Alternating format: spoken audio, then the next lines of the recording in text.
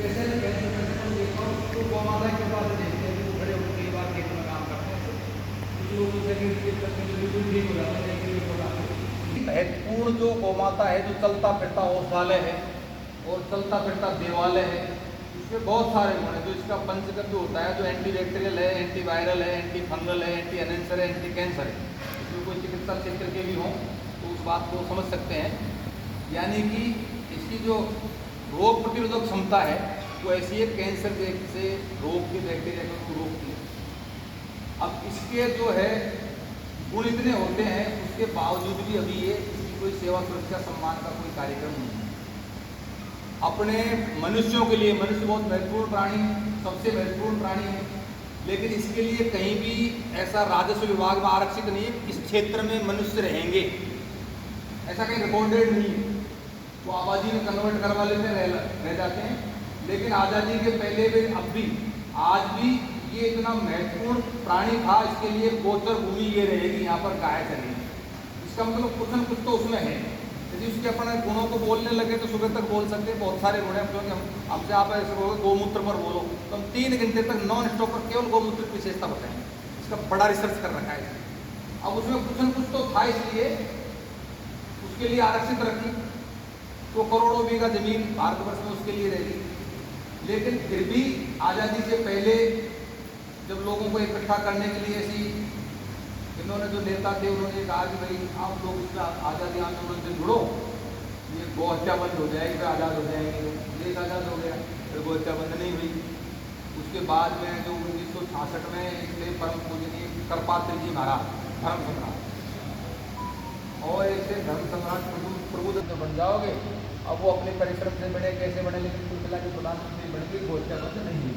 तो संतों ने वाद पकड़ ली, उन्होंने वहाँ दिल्ली में संसद का घेराव किया। लाखों संत थे और कई लाख गो भक्त थे, कई दिन तक पड़े रहे वहाँ भट्टियों पर, रोटियाँ करते रही महिलाएं, उन्होंने सेवा की।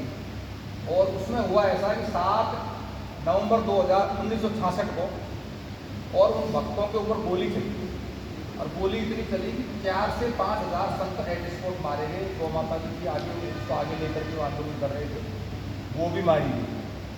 उस समय जो उसका असर बुरा। अभी ये जो बैठक थी, इसमें बहुत सारे पहलुओं पर विचार हुआ कि अब क्या हो सकता है। एक तो होता है आंदोलन और एक होता है अनुरोध, निवेदन। तो कुछ संतों ने कहा कि अपन सड़क जाम कर देते हैं, कर देते हैं, अच्छा तो मामला है। फिर जो ऐसे संत थे पुराने, उन्होंने अनुभव बताया कि आंदोलन अभी किसानों ने भी किया था। आंदोलन में 2-3 चीज़ चाहिए, पैसे भी बहुत सारे चाहिए, और किसी राजनीतिक दल का सपोर्ट भी चाहिए। तो बीजेपी के भी खिलाफ करेंगे आंदोलन तो उसकी तो सरकार ही है, तो बीजेपी वाले उसके साथ क्यों लगेंगे। और दूसरी जो पार्टी है वो गायकार, उसका क्या नाम नहीं लेती, इसलिए वो उसमें सहयोग वैसे नहीं करेंगे। तो इसलिए अपने पतली गली निकालनी चाहिए। तो उन्होंने ये कहा कि अभी ऐसा लगता है कि राजा धार्मिक है, ये 370 भी समाप्त करवाई, तो इनसे ऐसी उम्मीद, तिलक भी करते हैं, गंगा स्नान भी करते हैं और यज्ञ भवन पर बैठते थे, इनसे ऐसी उम्मीद है कि धार्मिक। कुछ उनमें संत ऐसे थे जिनकी वहाँ तक पहुँच थी। उन्होंने कहा हम इनसे अनुरोध करते हैं, निवेदन करते हैं, ये बिल्कुल सुनेंगे, पर निवेदन बड़ा होना चाहिए, क्योंकि 1-2 आदमी जाके प्रार्थना पत्र दिया ऐसा नहीं चलेगा। तो भारतवर्ष में 790 के लगभग जिले हैं, 5410 के लगभग तहसील है। पूरी योजना बनी भारतवर्ष में, पूरे देश को इस कार्य को संचालन करने के लिए सैकड़ों संत केंद्र में हैं, वो लगे हैं। फिर उन्होंने प्रांतों के कुछ प्रभारी बना के, जो अधिकांश संत हैं वो भी केरल, तमिलनाडु, केरला, असम, बिहार, बंगाल, सब में ये कार्य चल रहा है। आप मोबाइल पर देख रहे होंगे। तो अब ये बिल्कुल पीक पॉइंट पर है, और इसमें कोटा में 41 जिलों में एक बार पूरा 20,000 किलोमीटर की यात्रा करके आ गए। अभी उस जगह प्रवास हो रहा है, दूसरे दौर में 4 बार पहले भी आ गया कोटा, 4थी बार है, 3 बार करना। तो यहाँ कुछ गौ सेवक भक्त मिले थे, उन्होंने अपना केंद्रीय बैठक की, तो उसमें योगेश्वरानंद जी महाराज आए थे केरल के। तो राजस्थान के एक संत ने उनसे पूछा कि महाराज आपके यहाँ गौ सेवा कैसी हो रही है, क्या स्थिति है गौ माता की। उन्होंने कहा हमारा एक गौशाला है, उसमें 150 गौवंश है। हमारे यहाँ 85% मुसलमान और ईसाई हैं। हमारे गौ माता को सड़क पर लाते हैं वो लोग, और सड़क पे पहले उसके 4 थन काटते हैं, फिर चारों पैर काटते हैं, फिर आधा गला काटते हैं, फिर उसके माइक लगाते हैं, और फिर वो चिल्लाती जब डांस करते हैं। हमारे यहाँ ऐसी है। महीने में भी 1-2 कांड ऐसा करते हैं।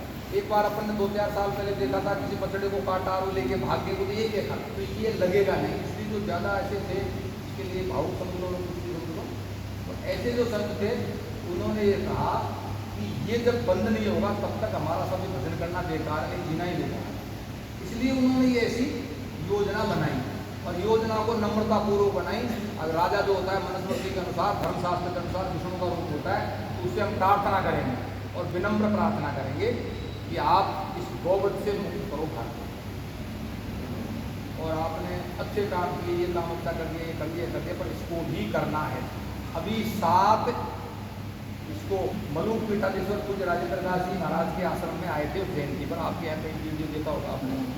तो उन्होंने संतों ने भी, हम तो कहीं नहीं, उन्होंने भी ऐसी प्रार्थना की कि हम पूज्य महाश्रवण जी महाराज साहब हैं, तो इतनी महत्वपूर्ण है जो मुर्दे को जिंदे करती है। जैसे आजकल मेरे को पूछता है साहब आजकल आप क्या रिटायर हो गए, मैं मुर्दे जिंदा करता हूँ, तो समझे नहीं। वो डॉक्टर जिसको कहता है कैंसर पेशेंट को कभी महीने भर का 2 महीने का मेहमान है, उस पेशेंट को देखता हूँ, फिर वो खड़ा होता है, फिर वो खेत में काम करता है, ऐसा भी करता है। और शाम कैसे करते हैं, ये कैसे होता है? आप जल्दीबाजी नहीं करें, कम से कम आपको कुछ भी नहीं मिल रहा है, घर के काम से।